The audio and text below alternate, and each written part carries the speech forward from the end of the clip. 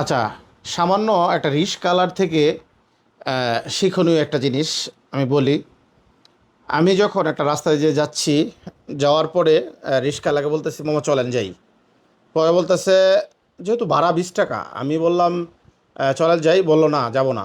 আমি বললাম, দেখতেছি আমি রাস্তা জ্যাম, এই জন্য বললাম মামা ভাড়া ডাবল দিব, চলেন। বললো উঠেন, বললো উঠেন। এখন চিন্তা করেন, সে ভাড়া ডাবল বলাতেই কিন্তু রাজি হয়ে গেল। টাকার পাওয়ারটা দেখছেন আপনি? ভাড়া ডাবল করে দিলাম, 20 টাকার ভাড়া 40 টাকা দিব, ডাইরেক্ট বলছে 40 টাকা দিই, ভাড়া ডাবল দিব, চলেন। সে বলাতেই বলাতেই কিন্তু রাজি হয়ে গেল।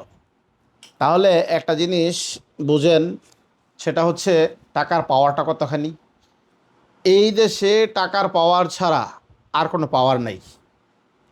এই দেশ টাকার পাওয়ার ছাড়া আর কোনো পাওয়ার নাই, এটা বুঝতে হবে। টাকাই হচ্ছে অলওয়েজ পাওয়ার। দুনিয়ার ক্ষেত্রে আমি বলছি, অন্য কিছু বলি নেই, ঠিক আছে? তো এই টাকা সবসময় কিন্তু পাওয়ার, এটা মনে রাখতে হবে। টাকা থাকা মানে পাওয়ার থাকা। তাই এখন মানুষ অবৈধ কামান শুরু করছে পাওয়ার রাখার জন্য। আশা করি বুঝতে পারছেন টাকা মানুষ কী কারণে কামাইতে চায়, বৈধ হোক আর অবৈধ হোক, টাকাই হচ্ছে পাওয়ার, মানি ইজ পাওয়ার। যাই হোক, ভালো থাকবেন।